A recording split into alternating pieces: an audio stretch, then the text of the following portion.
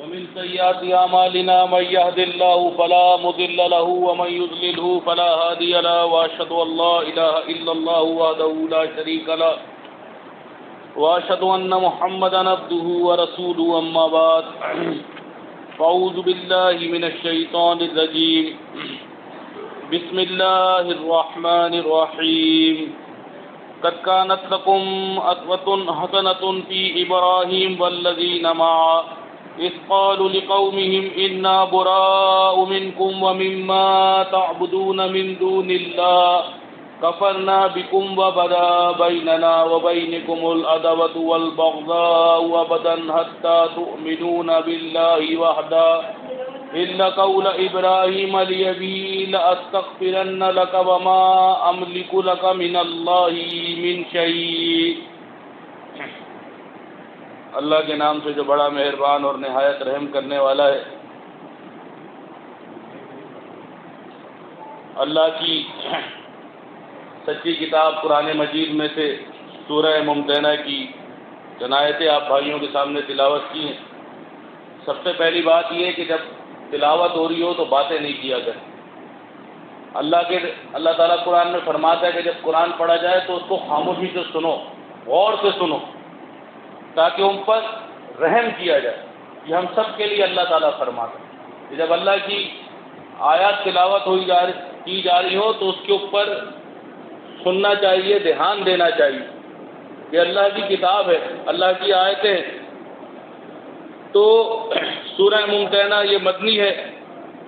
اس کی چند آیتیں میں نے آپ کے سامنے تلاوت کی ہیں. اللہ کی سچی کتاب قرآن مجید ہے جو اللہ تبارک و تعالیٰ نے اپنے آخری نبی محمد صلی اللہ علیہ وآلہ وسلم کے اوپر اتاری.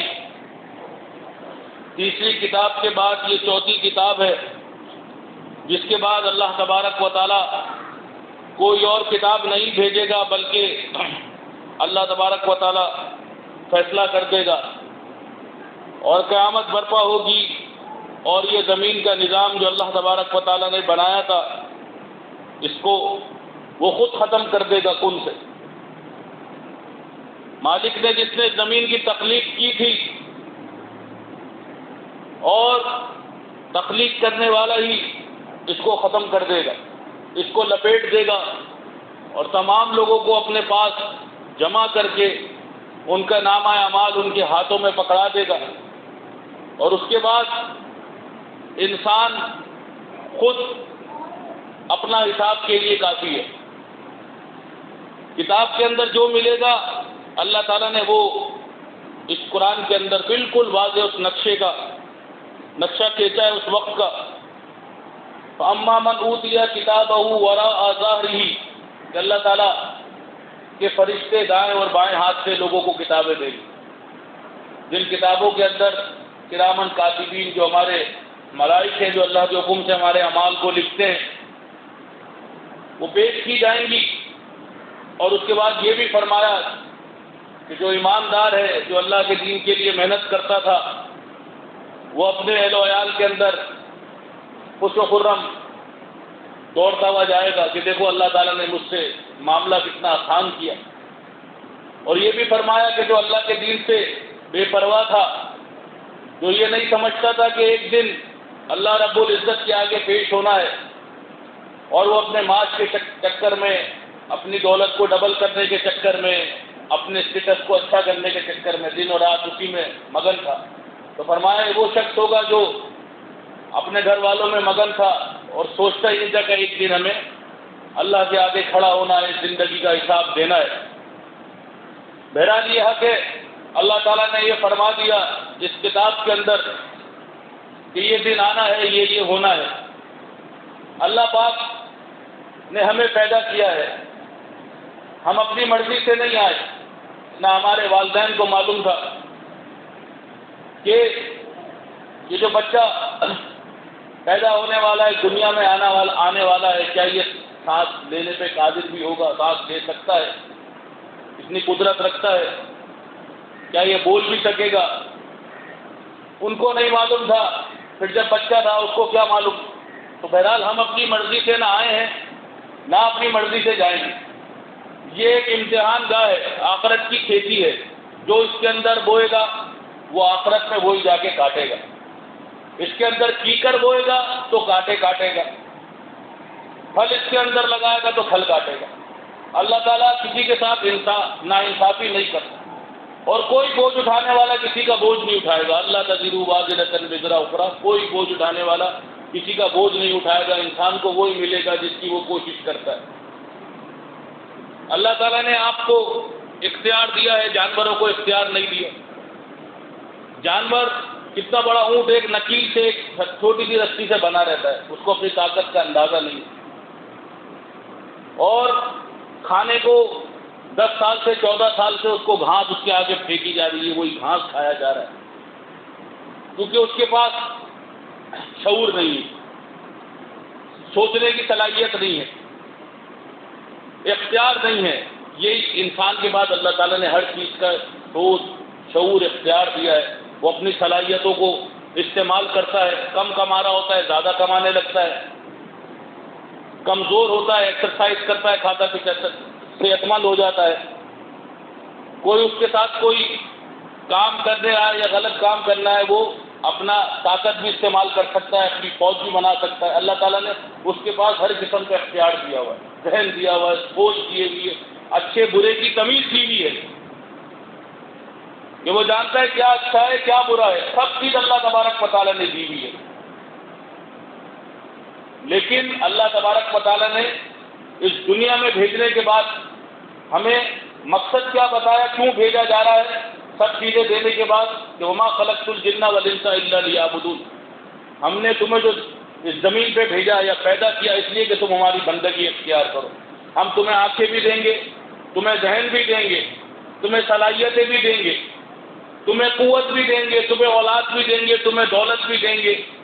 تمہارے جسم کو جب تم سو جاؤ گے، جب تم جاگ رہے ہوگے، آکسیجن ہر چیز ہم مینٹین کریں گے. تمہیں کھانے پینے کو اچھا رزق دیں گے، آسمان سے تمہارے لیے بارش برسائیں گے، زمین سے تمہارے لیے نباتات اگائیں گے. ہر چیز اللہ تعالیٰ نے کہا میں کروں گا. لیکن تمہیں ایک مقصد کو یاد رکھنا، اور تمہیں کیا کرنا ہے، بلا اشرکو، تمہیں شرک نہیں کرنا اللہ کے ساتھ. بربہ احد، اللہ ایک ہے، اس ایک رب کے ساتھ تمہیں شرک نہیں کرنا.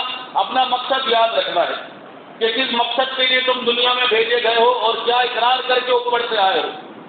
یہ کوئی نئی چیز تم سے آ کے اللہ تعالیٰ نے لے رہا، تم اس کا اقرار کر چکے ہو عالم ارواح کے اندر. الست بربکم، جب اللہ نے تم سے پوچھا کیا میں تمہارا رب نہیں ہوں تمام روحوں سے، تو سب نے کہا قالوا بلا، ہاں اللہ تو ہمارا رب ہے.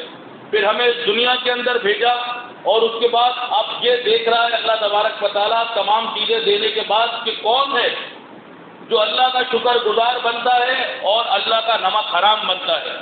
2 انجام ہونے ہیں، ایک جنت اور ایک جہنم، تیسرا کوئی انجام نہیں ہے. اللہ تعالیٰ نے یہ بھی بتا دیا کون سے وہ کبیر اور صغیر گناہ ہیں جن کی اللہ کے پاس بخشش نہیں ہے. وہ ہے شرک، ان اللہ لا یغفر ویشرک بہ، اللہ تعالیٰ شرک کو کبھی معاف نہیں کرے گا، اس کے علاوہ جس کے لیے جس چیز کو چاہے گا وہ معاف کر دے گا.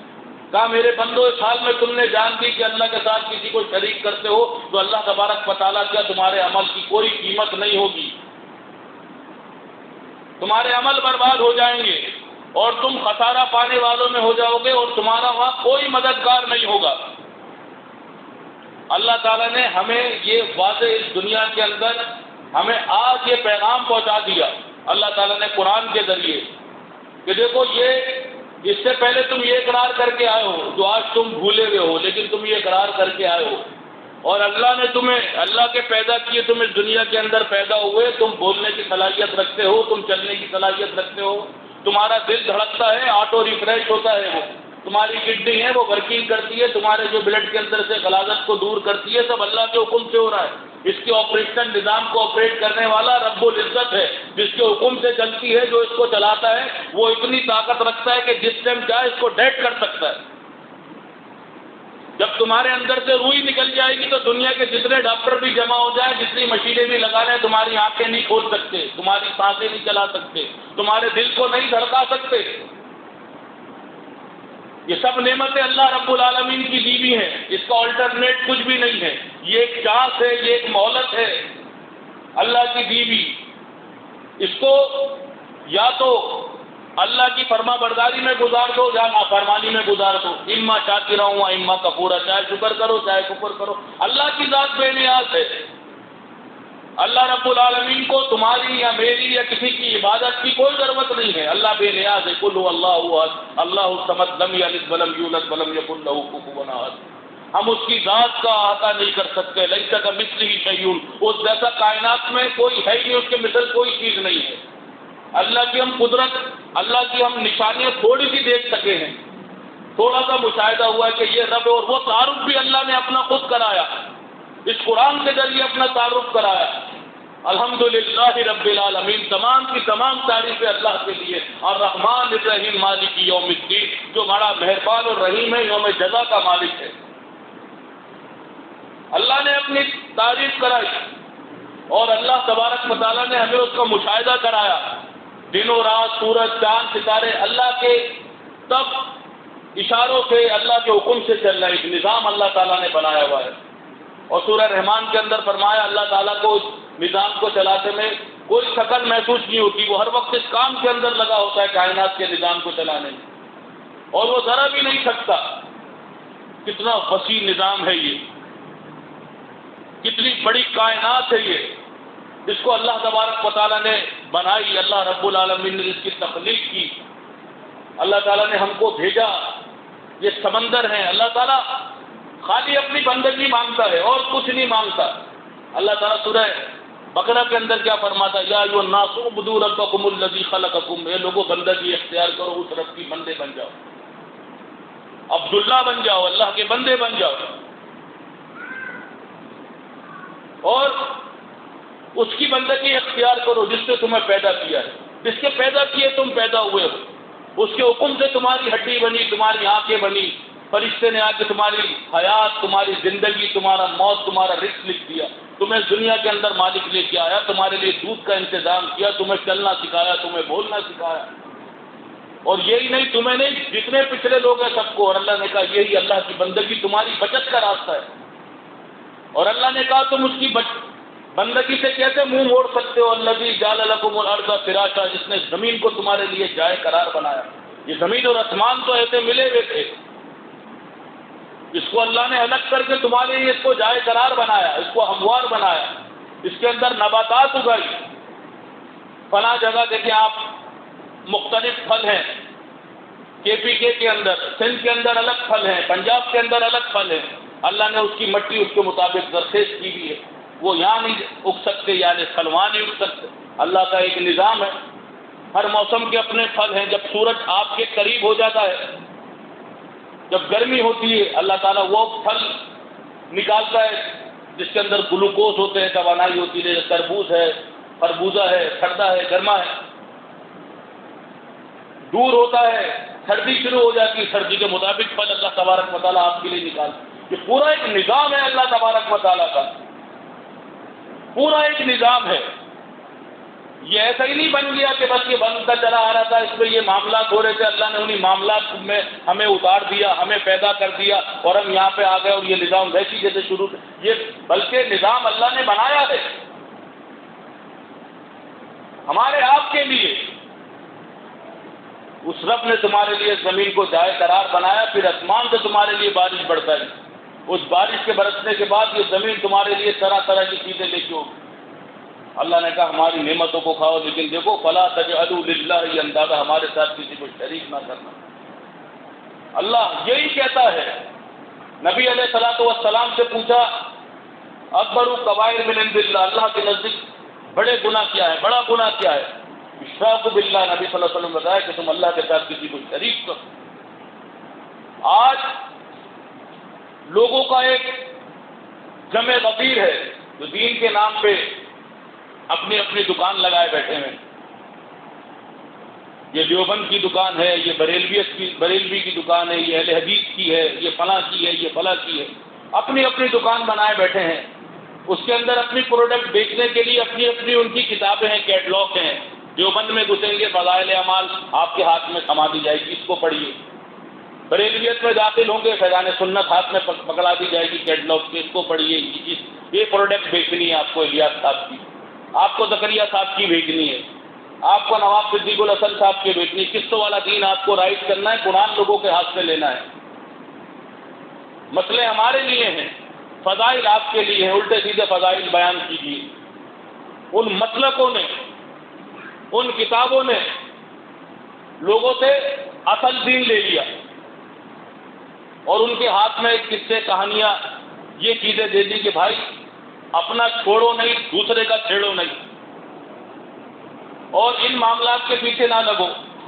شرک اور کفر تو یہاں ہوتا ہی نہیں ہے. اب آپ دیکھیے اللہ کے نبی صلی اللہ علیہ وسلم نے فرمایا اللہ تعالیٰ جبرائیل علیہ السلام کو، فرشتوں کو ایک قوم کے اوپر عذاب دینے کے لیے بھیجتا ہے. تو اس کے بعد وہاں ایک عابد ہے، عبادت کرنے والا اور نیکی کرنے والا، نیک اعمال کرنے والا. اس کی عبادت کی گواہی جبرائیل امین اللہ کے آگے پیش کرتے ہیں کہ اللہ تعالیٰ ایک تیرا بندہ ہے اور وہ عبادت گزار بھی ہے، نیک بھی ہے. ہم کیسے اس بستی میں عذاب دیں جبکہ وہاں ایک نیک آدمی ہے؟ اللہ تعالیٰ نے کہا وہ نیکیاں تو کرتا ہے لیکن امر بالمعروف نہیں کرتا، کفر و شرک سے لوگوں کو نہیں روکتا. اپنے آپ کو تو وہ پاک کر کے بیٹھا ہوا ہے لیکن دوسروں کو وہ کہتا ہے کہ وہ جو ہے جو کرتے رہے، کیا مجھے کیا، انہیں اپنی قبر میں جانا ہے. جیسے آج یہاں پہ جملے دو دے دیے تمہیں اپنی قبر میں جانا ہے. اللہ تعالیٰ نے کہا کہ اسی سے شروع کرو. جس زاہد کی، جس عابد کی گواہی جبرائیل نے دی کہ نیک آدمی ہے، لیکن جرم کیا بنا؟ لوگوں کو کفر و شرک اور بدعات سے نہیں روکتا تھا. نیک تو تھا، یہاں تو نیک بھی نہیں ہے، مشرک ہیں، پھر بھی لوگوں کو نوافل پڑھا رہے ہیں، نمازیں پڑھا رہے ہیں. ایمان دیکھو، غلط ان کے سینے میں دیکھو تعویذ لٹکا ہوا ہے، ہاتھ میں ان کے تعویذ ہے. عقیدہ کیا ہے؟ نبی صلی اللہ علیہ وسلم مدینے والی قبر میں زندہ ہے، عرض اعمال ان کے اوپر پیش ہوتے ہیں. ان کا تو عقیدہ ہی خراب ہے. اور یہ کیا کہتے ہیں جب آپ یہ ان کے سامنے بات کرو کہ بھائی یہ بات یہاں نہ کرو؟ سب سے بڑا دشمن آپ کا یہی مسلک پرست بن کے سامنے کھڑا ہو جائے گا. دیوبندی ہو، بریلوی ہو، اہل حدیث ہو، فرقہ حنیفی سے ہو، سعیدی سے ہو، جو بھی ہو، سب سے بڑا دشمن ہی آپ کے سامنے آ کے کھڑا ہو جائے گا. یار کسی طرح یہ شخص ایمان بیان نہ کرے، ہاں یہ حج کے فضائل بتا دے، یہ روزہ بتا دے، یہ زکوٰۃ بتا دے، یہ نماز کے اوپر گھنٹوں لمبی تقریر کر دے، یہ سود بتا دے، یہ تمام چیزیں بتا دے. اکبر الکبائر نہیں بتائے جس میں اللہ کو گالی دی جا رہی ہے، کیونکہ یہ لوگ بے حیا لوگ ہیں. ان کے نزدیک اللہ کا وقار نہیں ہے. جس مومن بندے کے آگے اللہ کو گالی دی جائے وہ کیسے برداشت کرے گا کہ اس غیرت مند کے ہوتے ہوئے، اس بہادر کے ہوتے ہوئے جو یہ سمجھتا ہے کہ یہ جان اللہ کی بیوی ہے، اس کو نکالے گا بھی اللہ جس نے ڈالی ہے جسم کے اندر، وہ جہاں بیٹھا ہوا ہو اور وہ اختیار رکھتا ہو کہ ہاتھ سے اس برائی کو، اس شرک کو روک لے اور وہ اس شرک کو نہ روکے، تو ما لکم لا ترجون للہ وقارا، اس کے نزدیک اللہ کا کوئی وقار نہیں ہے. جو طاقت رکھتا ہے ہاتھ سے روکنے کے لیے اس سب سے بڑے گناہ شرک کو، اور وہ اپنے ہاتھ سے نہ روکے، اس کے نزدیک اللہ کا کوئی وقار نہیں ہے. اگر اس چیز کی طاقت نہیں ہے، ہاتھ کی، جہاد کی، اور اپنی زبان سے بیان کرنا چاہے، شرک اور کفر سے کھڑا ہو جائے کہ آپ غلط کر رہے ہو، اللہ کی کتاب کے اندر یہ نہیں لکھا ہوا، حق اس نے ادا کر دیا اللہ کی بندگی کا. اللہ تعالیٰ کہتا ہے یہ بھی ایمان ہے، یہ بھی چلے گا. یہ نہیں کیا تو ما لکم لا ترجون للہ وقارا. اس کے بعد تیسرا درجہ، یہ نوبت بھی نہیں ہے بولنے کی، وہاں سے اٹھ کے چلے آئے. اللہ تعالیٰ نے کہا یہ بھی چلے گا. اتنی تو غیرت ہو کہ بول نہیں سکتے، اپنے ہاتھ نہیں اٹھا سکتے اس کفر کے لیے. دل میں تو برا جانو، ان کے اندر تینوں درجے نہیں ہیں. بر صغیر میں کفر و شرک نہیں آیا. یہ مودودی ہو، یہ ڈاکٹر پرسرار احمد ہو، جو بھی ہو، دیوبند کے بڑے بڑے ہوں، یہ اس قبروں کو پوجنا شرک نہیں سمجھتے، اس تعویذ کو یہ شرک نہیں سمجھتے. اس یا رسول مدد کو یہ شرک نہیں سمجھتے، یہ اس نعت کو شرک نہیں سمجھتے، بس دکھا دو اپنا چہرہ پیارا پیارا یا رسول اللہ، جیتے جی کر لوں میں اللہ کا نظارہ یا رسول اللہ، یہ اس کو شرک نہیں سمجھتے۔ یہ کہتے ہیں بس ہم مسلمان ہیں، اپنی نماز پڑھو، اپنی زکوٰۃ دو، حج کرو، ہمارے گروپ کے ساتھ جاؤ، آپ کو طارق جمیل صاحب لے جائیں گے، یہ ایسی زیارتیں کرائیں گے، سیدھا جنت پہ پہنچا دیں گے آپ کو۔ الیاس قادری ہے تو اس کے گروپ میں جائیں، بس یہ چورن پر بک رہے ہیں، یہ اپنے اپنے فضائل بیان کر رہے ہیں۔ ایمان عقیدہ کیا ہے؟ نہیں، نبی کی قبر پہ جا کے باجرہ ڈال دینا اور میری جو ہے روزگار کے لیے اللہ سے دعا کر رہے ہیں۔ اللہ کے نبی صلی اللہ علیہ وسلم کیا دعائیں سننے والے ہیں، التجائیں سننے والے ہیں؟ وہ کیا بتا کے گئے کہ قرآن الحمدوں سے لے کے والناس تک کیا بتاتا ہے؟ وَقَالَ رَبُّكُمُ ادْعُونِي أَسْتَجِبْ لَكُمْ، تمہارا رب کہتا ہے مجھے پکارو، میں تمہاری پکاروں کو سنوں۔ إِنَّ الَّذِينَ يَسْتَكْبِرُونَ عَنْ عِبَادَتِي، اور جو میری پکار سے منہ موڑے گا سَيَدْخُلُونَ جَهَنَّمَ دَاخِرِينَ، میں اس کو جہنم کے اندر داخل کروں۔ ریلوی کیا کہتے ہیں کہ نبی صلی اللہ علیہ وسلم مدینہ والی قبر کے اندر زندہ ہیں اور ازواج مطہرات ان پہ پیش کی جاتی ہیں، نعوذ باللہ استغفر اللہ۔ اور دیوبندی وہ کہتے ہیں اللہ کے نبی صلی اللہ علیہ وسلم مدینے والی قبر کے اندر زندہ ہے اور ان کا جسم جس مٹی سے مس کیے ہوئے ہے وہ عرش اور کرسی سے افضل ہے۔ یہ سب اللہ کے نبی صلی اللہ علیہ وسلم کو مدینے والی قبر کے اندر زندہ مانتے ہیں اور اس کے بعد سیرت صحابہ بناتے ہیں، اپنے آپ کو سپاہ صحابہ بولتے ہیں کہ ہم صدیق اکبر کے جانثار ہیں۔ صدیق اکبر کے عقیدے سے ان کا کوئی تعلق نہیں، صدیق اکبر کے عقیدے سے اور ان کے عقیدے میں زمین آسمان کا فرق ہے۔ یوسف بن نوری کا عقیدہ نبی صلی اللہ علیہ وسلم مدینے والی قبر کے اندر زندہ ہے، اور ابو بکر صدیق کا عقیدہ فَإِنَّ مُحَمَّدًا قَدْ مَاتَ، محمد صلی اللہ علیہ وسلم مدینے والی قبر کے اندر نہیں ہے، ان کو موت آ گئی، وہ اللہ کے پاس چلے گئے۔ تو یہ کون سی محبت ہے، کون سی صفا ہے، کون سی ملت ہے، کون سی سیرت ہے؟ یہ ملت کفر واحدہ، یہ کفر کے اوپر جمع ہوئی بھی وہ ملت ہے یہ کہ اللہ کے ساتھ پیرالل نبی صلی اللہ علیہ وسلم کو لا کے کھڑا کر دیا کہ اللہ لا الہ الا هو الحی القیوم، کہ اللہ ہمیشہ زندہ اور قائم رہنے والا ہے، تو نبی صلی اللہ علیہ وسلم بھی ہمیشہ زندہ اور قائم رہنے والے ہیں، جب ان کو پکارو پکار سن لیں گے۔ ایسا کون ہو سکتا ہے؟ جبکہ ابو بکر صدیق رضی اللہ عنہ نے اللہ کے نبی صلی اللہ علیہ وسلم کی وفات کے ٹائم کھڑے ہو کے سب کے سامنے خطبہ دے دیا۔ جب عمر رضی اللہ عنہ تلوار نکالی کہ تم میں سے جو شخص کہے گا نبی صلی اللہ علیہ وسلم کو موت آ گئی میں اس کے ہاتھ کاٹ دوں گا، تو انہوں نے کہا من کان منکم یعبد محمدا فإن محمدا قد مات، کہ لوگوں جو محمد صلی اللہ علیہ وسلم کی بندگی کرتا تھا وہ سن لے محمد صلی اللہ علیہ وسلم کو موت آ گئی، اور جو اللہ کی بندگی کرتا تھا وہ سن لے اللہ ہمیشہ ہے اور ہمیشہ رہے گا۔ وما محمد الا رسول، اللہ تعالیٰ نے محمد صلی اللہ علیہ وسلم اللہ کے رسول ہیں، اس سے پہلے بھی اللہ تعالیٰ نے بہت سے رسول بھیجے۔ افائن مات، اگر ان کو موت آ جائے یا قتل کر دیے جائیں تو تم لوگ کیا الٹے پیر پھر جاؤ گے؟ انک میتون وانہم میتون، نبی صلی اللہ علیہ وسلم آپ کو بھی مرنا ہے، ان سب کو مر جانا ہے۔ واضح پیغام ابو بکر صدیق نے تمام صحابہ کے سامنے یہ پیش کر دیا، یہ بتا دیا، اور اس کے بعد عمر رضی اللہ عنہ کے ہاتھ سے تلوار چھوٹ گئی اور وہ گھٹنوں کے بل گر گئے، کہا کہ میری گھٹنوں نے میرا بدن اٹھانے سے انکار کیا اور میں گر گیا، باقی میں قرآن کی آیت میرے ذہن سے نکل گئی کہ واقعی میں اللہ کے نبی صلی اللہ علیہ وسلم ہمارے درمیان موجود نہیں ہے۔ زکوٰۃ کے انکاریوں کا معاملہ کھڑا ہو گیا، منکرین نبوت کا معاملہ کھڑا ہوا، جھوٹے نبوت کے دعوے داروں کا معاملہ کھڑا ہوا، صحابہ کرام کو آپس میں شیطان نے لڑوا دیا، شہید کروا دیا۔ اما عائشہ رضی اللہ عنہ، علی رضی اللہ عنہ نے کون کون سے معاملات کرائے اس شیطان نے؟ کسی کے خواب میں اللہ کے نبی صلی اللہ علیہ وسلم نہیں آیا،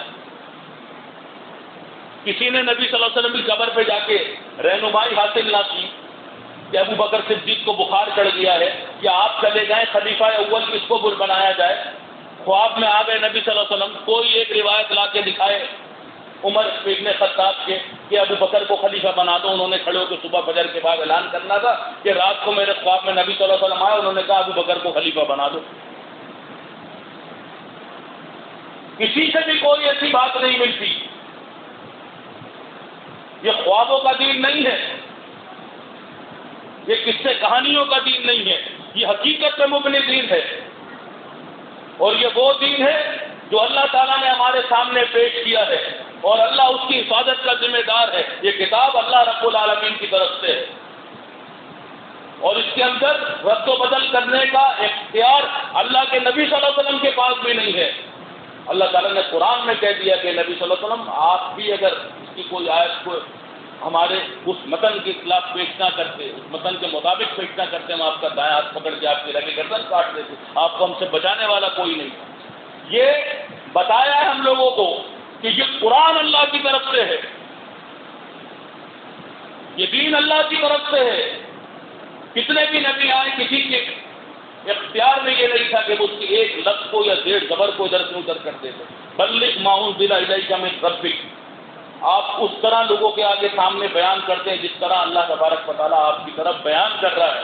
اگر آپ نے ایسا نہ کیا تو آپ نے رسالت کا حق ادا نہیں کیا۔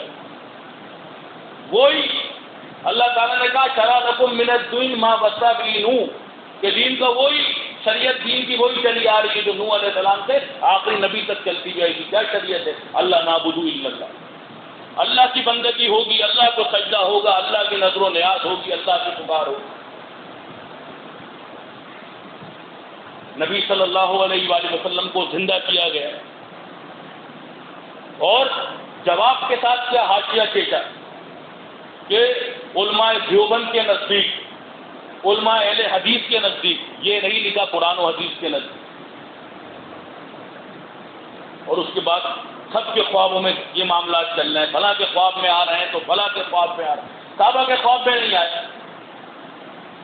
صحابہ کا جو بھی معاملہ ہوا مشاورت کے ساتھ ہوا، قرآن و حدیث سامنے رکھ کے ہوا۔ یہ نہیں کہ قبر پہ جا کے صلاۃ حاجات پڑھ کے وہاں کھڑے ہو گئے نبی کی قبر پہ اور کیا یا نبی اسماء لنا، نبی ہماری مدد کیجیے، کوئی ایسا معاملہ قرآن و حدیث کے اندر موجود نہیں ہے۔ شورا بیٹھتی تھی، اللہ کی کتاب ہوتی تھی، نبی صلی اللہ علیہ وسلم ان کے ذہنوں میں کیا چیز بٹھا کے گئے تھے، کیا ان کو کہہ کے گئے تھے؟ وَإِن تَنَازَعْتُمْ فِي شَيْءٍ فَرُدُّوهُ إِلَى اللَّهِ وَرَسُولِهِ، اگر تمہارے درمیان کوئی تنازع ہو جو اللہ کی کتاب اور نبی صلی اللہ علیہ وسلم کی حدیث مبارکہ کی طرف پھیرنا، یہ تمہارے لیے سب سے اچھا طریقہ ہے، اور یہی طریقہ سب سے اچھا ہے کہ اگر ہمارے دل کے اندر کوئی کھٹکا پیدا ہو تو سب سے پہلے جو ہمیں دروازہ کھٹکھٹانا ہے وہ اللہ کی کتاب ہے، جو لاریب ہے، جس کے اندر کوئی شک نہیں ہے، پھر اس کی تشریح حدیث ہے، وہ تمام معاملات حل ہو جائیں گے، چاہے وہ سجدے کا ہو، چاہے وہ امی کا ہو، چاہے وہ علم غیب کا ہو، چاہے وہ قبر پرستی کا ہو، چاہے وہ جادو کا ہو، کسی کا بھی ہو۔ اللہ کی کتاب نے ہر مسئلے کو واضح طور پر بیان کیا ہوا ہے، اور نبی صلی اللہ علیہ وسلم نے اس کی تفصیل بتائی گئی ہے۔ کسی کی گرامروں کی ضرورت نہیں ہے، کسی کی ضمیروں کی ضرورت نہیں ہے، کسی کے اس قرآن کے آگے کسی کو اپنے آپ کو پیش کرنے کی ضرورت نہیں ہے، کسی کو اللہ نے اختیار نہیں دیا کہ اللہ تعالیٰ کسی چیز کے اندر فیصلہ کرتے یا ایھا الذین آمنوا اطیعوا اللہ واطیعوا الرسول، ایمان والو اطاعت کرو اللہ اور اللہ کے رسول کی، اور جو تمہارے صاحب امر لوگ ہیں ان کی بات مانو، وَأُولُو الْأَمْرِ مِنْکُمْ۔ ادھر اللہ نے تیسری بات یہ نہیں پیش کی کہ ان کی بھی اطاعت کرو، اگر ان میں کوئی تنازع ہو جائے فَرُدُّوا إِلَى اللَّهِ، تو اللہ کی کتاب کی طرف پھیر دو، یہ تمہارے لیے اچھا طریقہ ہے۔ آج دین کا کیا حال ہے؟ اللہ کی ذات اور صفات کے ساتھ شرک کیا جاتا ہے، قربانی کی جاتی ہے، دو دانت لائٹ مار کے چیک کرتے ہیں دانت ہے یا نہیں ہے، اس کا نقص چیک کرتے ہیں، اس کو چلاتے ہیں کہ لنگڑا تو نہیں ہے، اس کی دم چیک کرتے ہیں ٹوٹی ہوئی تو نہیں ہے، آنکھیں چیک کرتے ہیں، اپنا عقیدہ چیک نہیں کرتے لائٹ مار کے کہ ہمارا عقیدہ کیسا ہے۔ جانوروں کو لائٹیں مار مار کے چیک کرے، ظالموں اپنے عقیدے کو چیک کرو، اس میں بھی تو لائٹ مارو، اس میں بھی تو روشنی مارو۔ ایک تدبر والی کتاب کو جس کو اللہ تعالیٰ نے کہا فلا تدبرون القرآن، لوگوں تم اس کتاب پہ غور و فکر کیوں نہیں کرتے؟ اس غور و فکر والی کتاب کو پڑھنے والی کتاب بنا دی، ایسے پڑھ رہے ہیں بالکل، بس پڑھے جاؤ، سمجھنا نہیں، ترجمہ نہیں پڑھنا، گمراہ ہو جاؤ گے، پڑھتے رہو، بس تدبر نہیں کرو، ترجمہ نہیں کرو، ترجمہ کرو گے گمراہ ہو جاؤ گے۔ یہ کون سا قانون ہے؟ وَلَقَدْ يَسَّرْنَا الْقُرْآنَ لِلذِّكْرِ، اللہ نے اس قرآن کو سمجھنے کے لیے آسان کر دیا۔ تو کوئی ہے سے نصیحت حاصل کرے.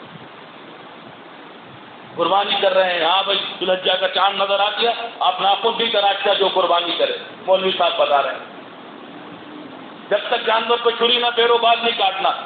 عقیدہ کون سا ہے؟ آذر والا. قربانی کرنے چلے ابراہیم والی، عقیدہ آذر والا ہے. ابھی ادھر بھی قربانی ہوئی ہے، 11ویں میں بھی جانور کاٹے گا. محرم میں حسین رضی اللہ عنہ کے نام پہ بھی حلیم جب پکائے گا اس وقت بھی غیر اللہ کا جانور کاٹ کے لعنتی ہوگا. یہ نہیں پتا کہ قرآن میں 4 جگہ اس کا مالک کیا کہہ رہا ہے. وما اہل به لغیر اللہ، غیر اللہ کا جانور حرام ہے. لعن اللہ من ذبیح لغیر اللہ، اللہ کہہ رہا لعنت ہے اس پہ جو غیر اللہ کے نام پہ ذبیحہ کرے. جانور کے اوپر روشنی ہے، اس کے نقص کے اوپر روشنی ہے، اپنے عقیدے کے اوپر روشنی نہیں ہے. بس دیوبند کا ہے، ہمیں وہی کرنا ہے جو ہمارے پیر صاحب کہہ رہے ہیں. بریلوی ہے، جو ہی کرنا ہے ہمارے مولوی کہہ رہے ہیں. اللہ تعالیٰ کہتا ہے یہ وہ لوگ ہیں اتخذوا احبارهم ورهبانهم واربابا من دون اللہ، جنہوں نے اپنے مولویوں اور اپنے پیروں کو اپنا رب بنایا ہوا ہے. ان کا رب کہتا ہے اموات غیر احیاء، یہ قبر کے اندر مردہ ہے. وما یشعرون، ان کو کوئی شعور نہیں. ایان یبعثون، یہ دوبارہ زندہ کر کے کب اٹھائے جائیں گے. اللہ کی کتاب کہتی ہے ومن اضل ممن يدعو من دون اللہ، اس شخص سے بڑا گمراہ کون ہوگا جو ایسوں کو پکارے جو قیامت تک اس کی پکار نہ سن سکے. اس ملک کے اوپر پورا ایک اکثریت لاہور میں اس کو علی حجویری کو داتا سمجھتی ہے کہ یہ دینے والا ہے. علی رضی اللہ عنہ کو مشکل کشا سمجھتی ہے، کسی کو غریب نواز سمجھتی ہے، کسی کو غوث اعظم سمجھتی ہے. غوث اعظم سب سے بڑا فریاد رس، غریب نواز غریبوں کو نوازنے والا. اور یہ قربانیاں کر رہے ہیں، یہ زکاتیں دے رہے ہیں، یہ نمازیں پڑھ رہے ہیں، یہ حج کر رہے ہیں، جن کے یہ عقائد ہیں. جو لاہور والے کو داتا سمجھتے ہیں، جن کو یہ نہیں معلوم داتا کون ہے. ایک بچے کو معلوم ہے، وہ کہتا ہے یا رب تو ہے سب کا آقا، سب کا مالک، سب کا داتا. اس سے پوچھو یا رب تو ہے سب کا آقا، سب کا مالک، بس داتا کون؟ لاہور والا. بڑا ہونے کے بعد یہ شعور آیا اس کے بعد. وہ چھوٹی کتاب بیگ میں رکھنے کے بعد بڑی کتاب اس نے کیا پڑھی کہ لاہور والے کو داتا بنایا، علی کو مشکل کشا بنایا، عبد القادر جیلانی کو غوث اعظم بنایا، سب سے بڑا فریاد رکھ. یہ پیران پیر ہے، کیا فریاد سنیں گے تمہاری؟ جو ایک جن کو دفنانے کے بعد اب مٹی ڈالو اور یہ کہو منہا خلقناکم وفیہا نعیدکم ومنہا نخرجکم تارۃ اخری، اسی مٹی سے بنایا، اسی پہ مل جاؤ گے، اس سے دوبارہ اٹھائے جاؤ گے. پھر یہ عقیدہ رکھتے ہو جا کے زندہ ہو جاتا ہے، تمہاری مشکل کشائی کرتا ہے، تمہاری حاجت روائی کرتا ہے، تمہاری عقلوں کے اوپر اف ہے. تم بت ہو، تمہارا دماغ نہیں ہے. اولئک الانعام، تم جانور ہو. اللہ کہتا ہے جانور سے بھی زیادہ عقل، گمراہ ہو تم. جب تم ایک عقیدے کے ایک آیتوں کے ساتھ ایک بندے کو دفنا رہے ہو کہ اسی مٹی میں مل جاؤ گے، پھر اس کے بعد اس کو کہتے ہوئے داتا بن گیا، یہ اٹھ سے بیٹھ گیا، یہ ہماری مشکل کشائی کر رہا ہے، یہ ہماری حاجت روائی کر رہا ہے.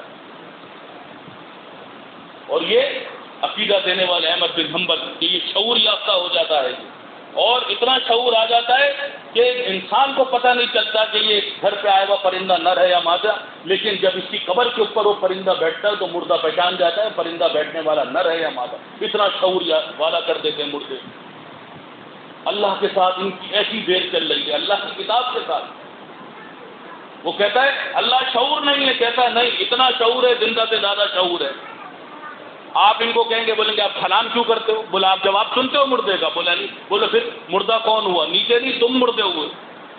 آپ سلام کر رہے ہو السلام علیکم یا اہل القبور، وہ تو سن رہا ہے لیکن آپ اس کا جواب نہیں سن رہے، تو مردے تو آپ ہوئے.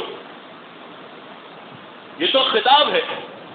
اللہ کے نبی صلی اللہ علیہ وسلم نے کہا جب اٹھو تو اس طرح کے الفاظ ادا کرو کہ تم جا چکے ہو، ہم تم سے پہلے آ رہے ہیں. ہم چاند دیکھتے کیا دعا کرتے ہیں؟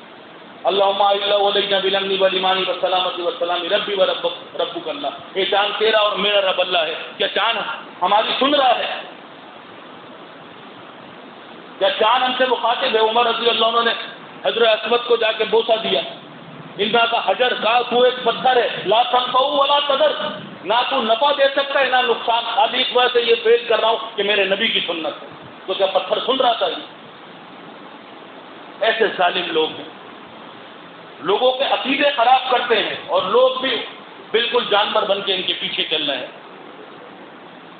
آذر والے عقیدے رکھے ہوئے ہیں اور معاملات کرنے چلے ہیں. اللہ تعالیٰ کہتا ہے عاملۃ ناصبہ، عمل کر کر کے تھک جائیں گے، تسلا نارن حامیہ جہنم کی آگ میں ڈال دیے جائیں گے۔ اللہ تعالیٰ نے قرآن کے اندر فرمایا، اے ایمان والو دین میں پورے پورے داخل ہو، آدھے تیکر آدھے بٹیر اللہ کیا کوئی ایسا کانسیپٹ نہیں۔ اللہ تعالیٰ نے ہدایت سے سرفراز کیا ہے، اللہ تعالیٰ نے تمہیں ہدایت سے نوازا ہے، تو اللہ کے دین میں پورے پورے داخل ہو، اللہ کے وقار کے لیے کھڑے ہو جاؤ، اللہ کی مساجد کو آباد کرو، تمہاری زندگیوں کے اندر تبدیلی آئے، تمہاری محفلیں، تمہاری بیٹھک، تمہاری دوستیاں ایمانداروں کے ساتھ ہوں، تمہارے رشتے ایمانداروں کے ساتھ ہوں، تمہاری محبت ایمانداروں کے ساتھ ہوں، پھر تو تمہارا ایمان ہے، پھر تو تمہارا عمل اللہ کی بارگاہ میں قابل قبول ہے۔ ورنہ اللہ تبارک و تعالیٰ قرآن کے اندر سورہ ممتحنہ جو میں نے آپ کے سامنے تلاوت کہ اللہ کے نبی صلی اللہ علیہ وسلم کے ساتھ صحابہ موجود ہیں، اور اللہ کے نبی صلی اللہ علیہ وسلم کہاں جا رہے ہیں؟ مکہ پہ چڑھائی کرنے کے لیے۔ حاطب رضی اللہ عنہ بھی ساتھ ہیں، وہ ایک خط لکھ کے روانہ کرتے ہیں، بدری صحابی ہیں کہ میرے گھر والے مکہ کے اندر ہیں، کل ہم مکہ میں چڑھائی کریں گے، تو ایسا نہ ہو کہ مکہ والے میرے گھر والوں کو نقصان پہنچائیں، تو میں خط لکھ کے بھیج دیتا ہوں۔ ان کو پتا تھا کہ مکہ والے جب بھی جمع ہو جائیں رسول اللہ صلی اللہ علیہ وسلم کا مقابلہ نہیں کر سکتے، کیونکہ اللہ کے نبی صلی اللہ علیہ وسلم کا جو مدد کرنے والا ہے وہ رب ہے، اور اللہ کے مقابل کائنات کی کوئی شے نہیں، اللہ طاقتوں کا مالک ہے۔ وہ خط لکھ کے روانہ کرتے ہیں، اللہ کے نبی صلی اللہ علیہ وسلم کو نہیں معلوم کہ خط لکھا جا رہا ہے اور خط بھیجا جا رہا ہے۔ وہ بھی اس لیے بھیجتے ہیں کہ ان کے بچے، ان کی بیوی وہاں ہوتی ہیں، ان کے گھر والے ہوتے ہیں، کہ شاید اس خط کی وجہ سے وہ نرم معاملہ کریں گے۔ ان کو یہ نہیں تھا کہ میرے خط کی وجہ سے مسلمان پسپا ہو جائیں، ان کو یہ ایمان تھا کہ کچھ نہیں ہو سکتا۔ وہ خط روانہ ہونے سے پہلے اللہ تعالیٰ وحی کرتا ہے اپنے نبی کہ آپ کی طرف سے ایک خط جا رہا ہے۔ اللہ کے نبی صلی اللہ علیہ وسلم صحابہ کو بولتے ہیں خط ڈھونڈو، خط کہاں ہے؟ خط ڈھونڈا جاتا ہے، نہیں ملتا۔ پھر دوسری دفعہ بولتے ہیں تو عورت اپنے جوڑے میں چھپائی ہوتی ہے، وہاں سے وہ خط نکلتا ہے، اور اللہ کے حاطب رضی اللہ عنہ سے پوچھتے ہیں کہ تم نے ایسا کیوں کیا؟ تمام لوگ کھڑے ہوئے، کہا اللہ کے نبی صلی اللہ علیہ وسلم سچ بات بتاتے ہیں کہ مجھے پتا ہے کہ کل جو آپ حملہ کرنے والے ہیں یہ پوری دنیا میں جمع ہو جائے، آپ کے حملے کو نہیں روک سکتی۔ ہم تو آپ کی اس شخصیت کو، کیا اللہ رب العالمین کی اس وحی کو دیکھ کے، اس قرآن کو دیکھ کے ایمان لائیں۔ میں نے تو اس لیے بھیجا تھا شاید وہ میرے گھر والوں پہ تھوڑا سا رحم کریں، کیونکہ میں مکہ کی پر آبادی کے جو ہے کسی خاندان میں سے نہیں ہوں، میں تو کسی اور علاقے سے آ کے یہاں پھنسا تھا۔ اللہ کے نبی صلی اللہ علیہ وسلم دوسرے لوگوں سے تو شاید یہ نرمی کا برتاؤ کر لیں، لیکن میرے گھر پہ سب سے پہلے دعویٰ بولتے ہیں، اس وجہ سے میں نے یہ معاملہ کیا۔ نبی صلی اللہ علیہ وسلم نے کہا اس کو معاف کر دیا اللہ تعالیٰ۔ اس کے بعد عمر رضی اللہ عنہ نے کہا کہ اللہ کے نبی صلی اللہ علیہ وسلم آپ مجھے حکم دیجیے۔ اللہ کے نبی صلی اللہ علیہ وسلم نے کہا عمر یہ بدری ہے، اللہ تعالیٰ نے بدری صحابہ کے اگلے پچھلے سارے گناہ معاف کر دیے، چھوڑ دو اس کو، اللہ نے اس کو معاف کر دیا، پروردگار عالم نے۔ پھر اللہ تعالیٰ نے قرآن کی آیتیں نازل کی کہ دیکھو لوگوں، تم ان سے محبت کے تو پیغام بھول جاتے ہو، بھیجتے ہو، اور یہ سوچتے ہو راضی ہو جائیں گے، اللہ کو راضی کرو، جو ہو گیا اس کو چھوڑو۔ لیکن تمہارے لیے قد کانت لکم اسوۃ، ابراہیم کی زندگی بہترین نمونہ ہے۔ کیوں نمونہ ہے؟ اس قال لی ابیہ، کہ اس نے اپنے باپ کو کہہ دیا، جب اس کے باپ نے کہا کہ ابراہیم یہ تو کیا کر رہا ہے، یہ تو کیسی بات کر رہا ہے مجھ سے کہ جو ہم نے اپنے باپ دادا کو کرتے دیکھتے ہوئے آئے ہیں، اور میں بت بنانے والا ہوں، یہ بت میں بیچتا ہوں لوگوں کے آگے ان کی فضیلت بیان کر کے کہ یہ بارش برسانے والا ہے، یہ اولاد دینے والا ہے، اور تو میرے گھر پہ کھڑا ہو گیا یہ کہنے والا کہ یہ کچھ نہیں کر سکتے۔ انہوں نے ابراہیم علیہ السلام اور ان کے ساتھی کھڑے ہوئے ہیں، ابراہیم علیہ السلام اپنے باپ کو افاق اور انفس کے دلائل دیتے ہیں، وہ کہتے ہیں ابا جان آپ کا، جب وہ کہتے ہیں آباؤکم الاولین، ہم نے اپنے باپ دادا کو ایسا کرتا دیکھا ہے، اور یہ ہماری صدیوں سے یہ باتیں چلتی چلی آ رہی ہیں، اور اس سے ہمیں فیض بھی پہنچ رہا ہے۔ تو وہ کہتے ہیں انتم ابا جان آپ بھی، و آباؤکم آپ کے باپ دادا بھی، فی ضلال مبین، کھلی گمراہی کے اندر مبتلا ہے۔ اور انہوں نے کہا یہ بات ہے، ہم آپ کے ساتھ کیا معاملہ کرنے والے ہیں یہ بھی سنیے، ہمارے اور آپ کے اندر عداوت ہے، ہم آپ کے عقیدے کا کفر کرتے ہیں، اس کے اوپر لعنت کرتے ہیں، جب آپ اللہ وحدہ لا شریک کے اوپر ایمان نہیں لے آئیں گے۔ اللہ تعالیٰ نے کہا دیکھو یہ ہے ایمان، یہ ہے عقبہ، یہ ہے اللہ تک پہنچنے کا راستہ، کہ جب مالک کے وقار کی بات آئے تو سیدھی سیدھی بات بیان کر دو، پھر لگی لپٹی نہ کرو۔ نجاشی کے دربار میں صحابہ کو بلایا، عمروں بھی کھڑے ہوئے تھے، اس نجاشی کے ساتھ اور جب یہ تمام بات ہوئی آخر میں انہوں نے فوراً ایک پھندا پھینکا کہ چلو یہ بات پوچھتا ہوں میں. اس نے کہا کہ بادشاہ سلامت ذرا عیسیٰ علیہ السلام کے بارے میں بھی تو ان سے پوچھیے جو آپ کے سامنے آج آپ کے علاقے کے اندر آئے. تو اللہ کے وہ نجاشی بادشاہ صحابہ سے پوچھتا ہے کہ ہاں بھائی عیسیٰ ابن مریم کے بارے میں تمہارا کیا خیال ہے؟ انہوں نے بات بھیجی کہ واقعی میں یہ بات ہوگی، ابھی یہ ان سے پوچھا جائے گا، یہ ڈر جائیں گے اور یہ پھر کوئی جواب دینے سے جیسی قاصر آئیں گے حق بیان کریں گے، بادشاہ غصے میں ہوگا میرے حوالے کر دے گا. جعفر رضی اللہ عنہ کا میں جواب دیتا ہوں. وہ ان کو جواب دیتے ہیں اذکروا فی کتاب مریم کہ کتاب کے اندر مریم کا ذکر کرو. ان کو بتاتے ہیں کہ وہ ایک جنگل بیابان میں تھی، وہاں اللہ تعالیٰ نے ایک فرشتہ بھیجا اور وہ اس سے ڈر گئے. اس نے کہا ڈرو نہیں، میں اللہ کا بھیجا ہوا فرشتہ ہوں اور تجھے ایک لڑکے کی بشارت دینے آیا ہوں.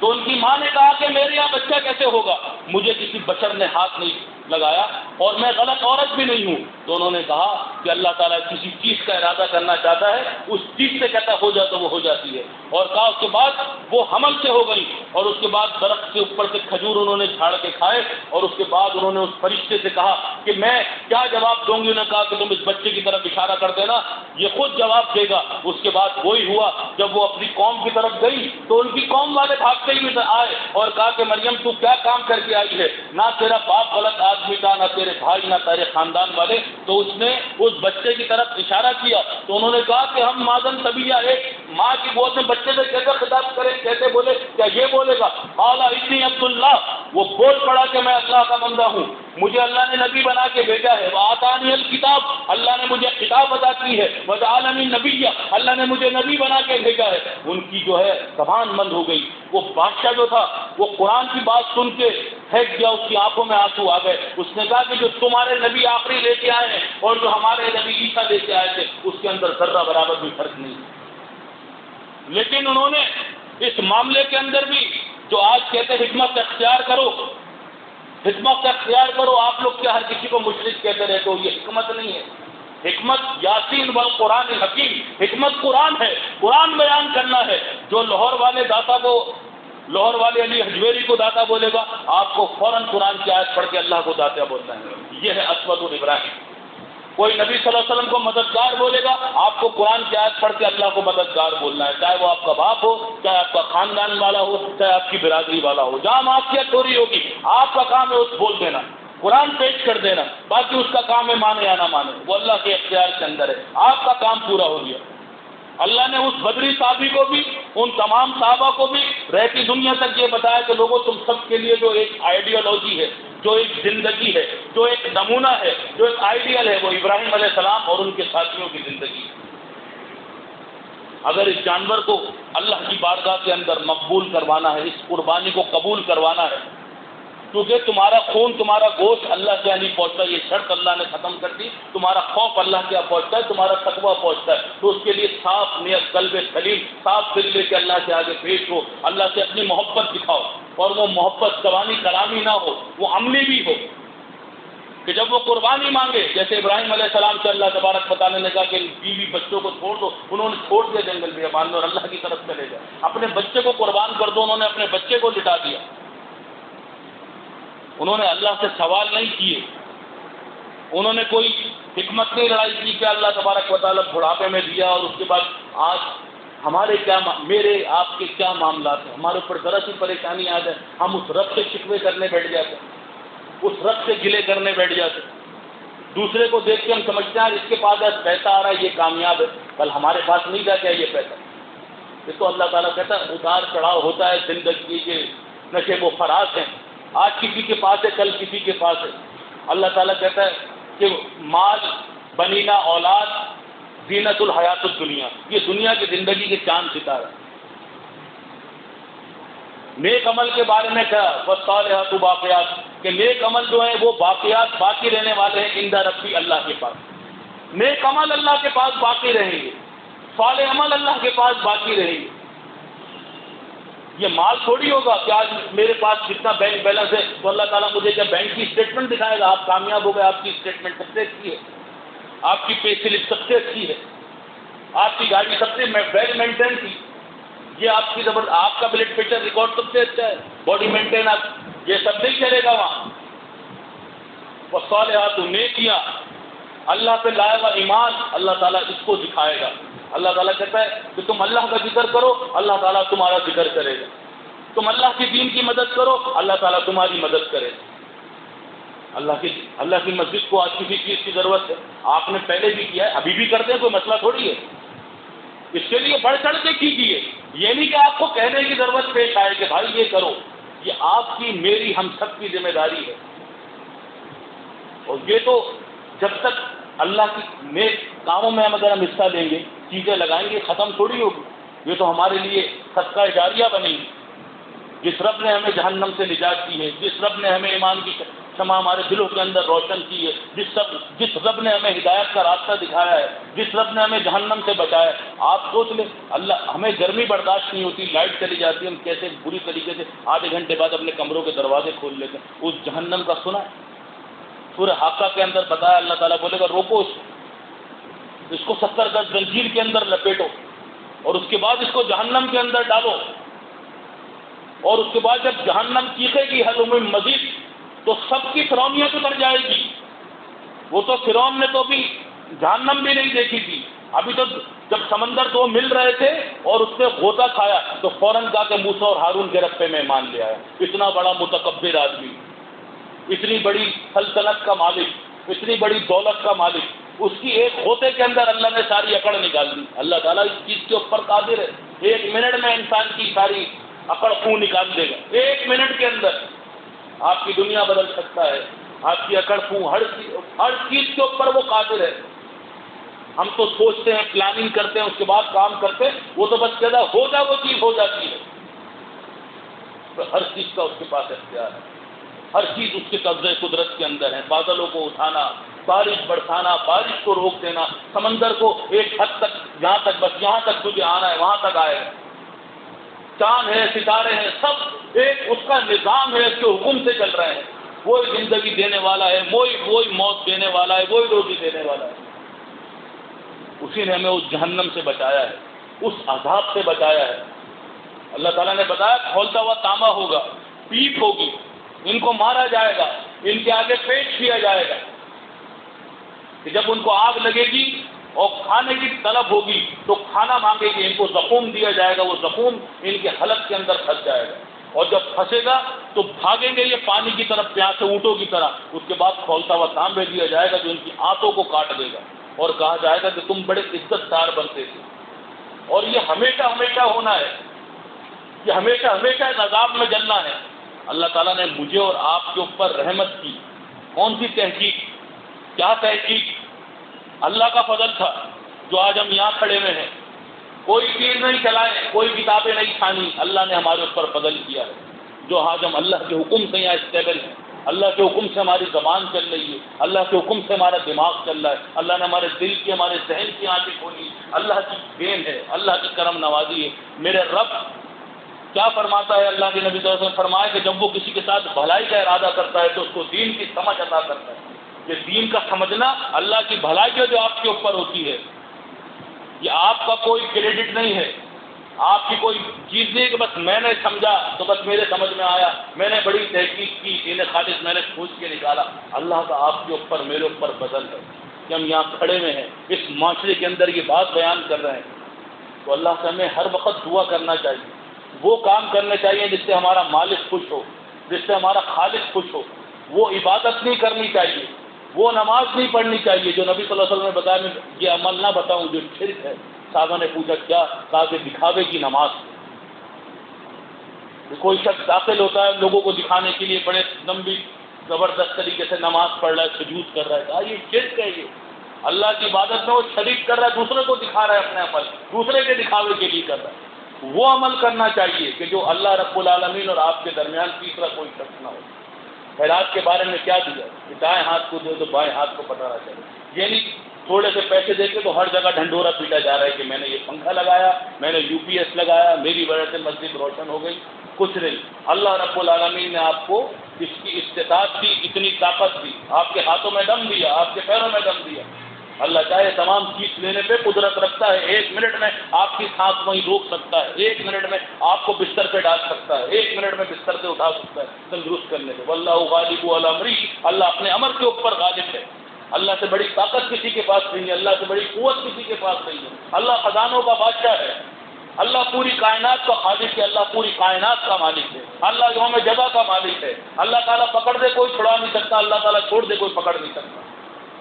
اللہ تعالیٰ انصاف کرے گا۔ لوگ تو نبیوں کے پاس جائیں گے، ابراہیم علیہ السلام کہیں گے میں کیا کہوں، میں نے اپنے میں اللہ کے پاس تمہاری صفات نہیں لے کے جا سکتا۔ آدم علیہ السلام منع کر دیں گے، اس دن تو صفیں بنی بھی ہوں گی، کوئی اللہ تعالیٰ جب چاہے گا تو وہ صفات ہوگی۔ من ذا الذی یشفع عندہ الا بإذنہ، اللہ کے حکم کے بغیر کوئی صفات نہیں کر سکتا، کوئی سفارش نہیں کر، اللہ کا حکم ہوگا تو ہوگا۔ اللہ کے حکم سے ہر چیز ہے، تو ہمیں کس کو راضی کرنا چاہیے؟ اللہ کو یا اللہ کے بندوں کو؟ وہ عمل کرنے چاہیے، وہ چیز سلیکٹ کرنا چاہیے جس سے مالک کی رضا ہو۔ مسجد کا کوئی کام کر رہا ہے، اللہ کی رضا، جتنی تکلیف سے کام ہوگا اتنا زیادہ اجر ملے گا، اتنا زیادہ اجر ملے گا، جتنا تکلیف سے کام ہوگا اللہ تعالیٰ اتنا زیادہ اجر دے گا۔ اللہ تعالیٰ نے کہا نا کہ جنہوں نے فتح مکہ سے پہلے خرچ کیا اور جنہوں نے فتح مکہ کے بعد خرچ کیا، دونوں برابر تھوڑی ہیں۔ اس وقت تو دین میں کوئی چیز ہی نہیں تھی، چند لوگ تھے، اس وقت اللہ کی زیادہ دین کو پیسوں کی ضرورت تھی۔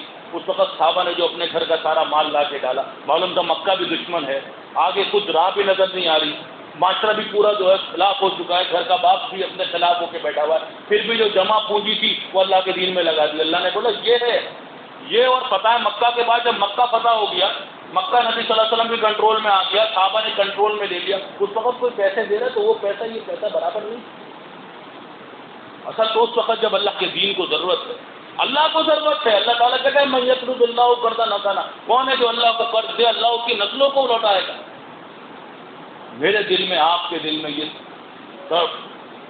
یہ درد ہونا چاہیے، یہ ہمیں احساس ہونا چاہیے کہ یہ موسم ہے، میرا کوئی بھائی تکلیف میں تو نہیں ہے، اس بارش کے اندر میرا کوئی بھائی تکلیف میں تو نہیں ہے، اس سخت حالات کے اندر کوئی پریشان تو نہیں ہے۔ ہم کہتے ہیں عمر رضی اللہ عنہ کی سیرت تھی، وہ راتوں کو گھوم، تو ہم بھی تو عمر رضی اللہ عنہ جیسی سیرت اختیار کر سکتے ہیں، اپنے بھائیوں کے بارے میں پوچھ سکتے ہیں، کوئی پریشان ہے تو نظم کے ذریعے اس کی ہیلپ کر سکتے ہیں، اس کی دوا دے سکتے ہیں، اس کا راشن دے سکتے ہیں، اس کے بچوں کے لیے چیز پہنچا سکتے ہیں۔ یہ ہے عمل، عمر رضی اللہ عنہ کرتے تھے، ہم بھی کر سکتے ہیں، اس جیسے نہیں تو تھوڑے سے تو کر سکتے ہیں۔ اللہ کی رضا سے سب ہوتا ہے۔ اللہ کے نبی صلی اللہ علیہ وسلم نے فرمایا صحابہ سے، تمہارے رزق میں جو اللہ تعالیٰ جو دن رات برکت دے رہا ہے، اس وجہ سے کہ تم غریبوں کی مدد کرتے ہو، اپنے کمزور بھائیوں کی مدد کرتے ہو، ان کے بچوں اور ان کے گھر والوں کی دعاؤں سے اللہ تعالیٰ تمہاری ایبیلٹی، تمہاری طاقت یہ بڑھا رہا ہے۔ 1 منٹ میں شک رہ جائے گی، یہ بھی فوجی کا اٹیک ہوا، بستر میں پڑ گئے، سب جمع پونجی سب ختم۔ اس کو قائم دائم رکھنا ہے، طاقتور رکھنا ہے، اللہ سے سودا کرتے رہو، اللہ تعالیٰ سے تعلق صحیح کرتے رہو، نماز کے ذریعے، نیک اعمال کے ذریعے اللہ کو خوش کرو، جو اللہ کے پسندیدہ کام ہے، دین کی خالص دین کی تبلیغ کرتے ہوئے۔ آپ کا کوئی کیا بگاڑ سکتا ہے؟ کیا بگاڑے گا؟ جن کی حفاظت اللہ تعالیٰ کرے، اللہ کے فرشتے جن کے لیے دعائیں کریں، اللہ تبارک و تعالیٰ جن کو مرنے کے بعد ان کے فرشتے یہ ان کے لیے پیغام لے کے آئے، سلام قولا من رب الرحیم، جن کو جنت میں اللہ تعالیٰ تاج پہنا کے داخل کرے، جن کو اللہ تعالیٰ دودھ اور شہد کی نہریں نصیب کرے، جن کو اللہ تعالیٰ اپنا دیدار نصیب کرے، جن کو اللہ تعالیٰ اپنی بخشش اپنی رحمت، وہ کیوں ڈرے اس چیز سے؟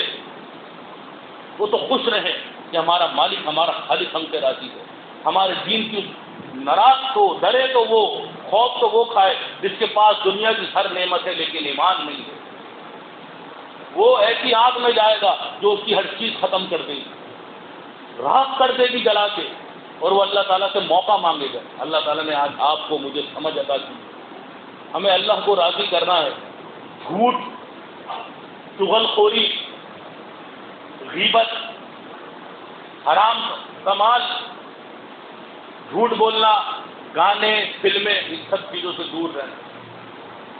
مومن کا یہ کام نہیں ہے کہ دغا بازی کرے، کسی کو وقت دے بھاگ جائے، کسی کے ساتھ چیٹنگ کرے، کسی کا پیسہ کھائے، کسی کے ساتھ کاروبار کے نام پہ فراڈ۔ مومن صاف ستھرا ہوتا ہے، جھوٹ نہیں بولیں، سچ بات کریں، جھوٹوں کے اوپر اللہ کی لعنت ہوتی ہے، لعنتیوں والے کام نہ کریں، اللہ کی بخشش والے، اللہ کی رحمتوں والے کام کریں۔ ہم اللہ تعالیٰ کو کیا ہرا سکتے ہیں؟ ہم کیا اللہ تبارک و تعالیٰ کے دین کا نقصان کر سکتے ہیں؟ کتنے آئے کتنے چلے گئے، اللہ کی جماعت چل رہی ہے، اللہ تعالیٰ غالب ہے۔ اللہ تعالیٰ کہتا ہے یا ایھا الذین آمنوا من یرتد منکم عن دینہ، اگر تم میں سے کوئی اپنے دین سے پھرے گا تو پھر جائے۔ اللہ تعالیٰ ایسے لوگ لائے گا جو اللہ سے محبت کرتے ہوں گے، اللہ ان سے محبت کرتا ہو۔ اللہ کے اختیار میں سب ہے، اللہ تعالیٰ جس کو ہدایت دے دے، اللہ پاک جس سے چاہے ہدایت دے دے۔ ہمیں اس ہدایت کی قدر کرنی ہے، ہمیں اللہ کو راضی کرنا ہے، ہمارے عمل، ہماری خیرات، ہماری عبادات اس وجہ سے ہو کہ ہاں اللہ کو راضی کرنا ہے۔ انسان کو راضی، انسان کو دکھاوا کر کے اس کو ملیا میٹ، اس کو شریک نہیں کرنا ہے، صاف کرنا ہے۔ جس طرح جو ہے وہ اللہ تبارک و تعالیٰ کے سامنے ہے، اللہ سے کون کیا چھپا سکتا ہے۔ فَمَن يَعْمَلْ مِثْقَالَ ذَرَّةٍ خَيْرًا يَرَهُ، ذرہ برابر بھی نیکی ہوگی بدی ہوگی، اللہ سامنے لا کے کھڑا کر دے۔ دیکھیں ایک دن ہم سب کو اس دنیا سے چلے جانا، سب کو چلے جانا ہے، کوئی نہیں باقی بچے گا۔ کل نفس ذائقۃ الموت، ہر نفس کو ایک دن موت کا مزہ چکھنا ہے اور اس کے بعد اللہ کے آگے پیش ہونا ہے۔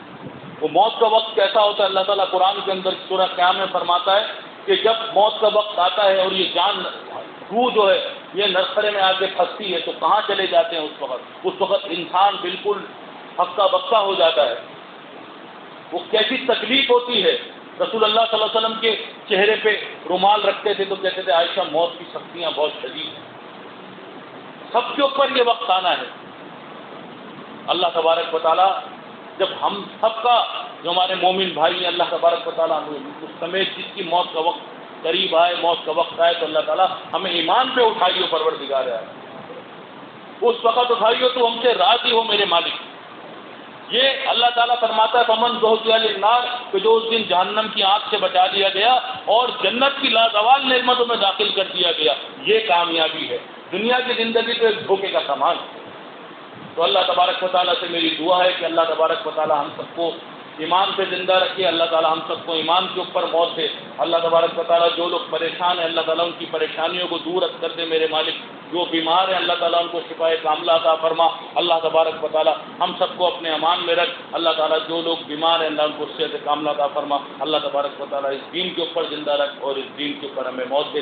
امیر تنظیم یعقوب صاحب یہاں موجود ہیں، جس بھائی کے ذہن میں کوئی سوال یا اشکال ہو انشاءاللہ کریں وہ آپ کو قرآن و حدیث سے جواب دیں گے۔ السلام علیکم۔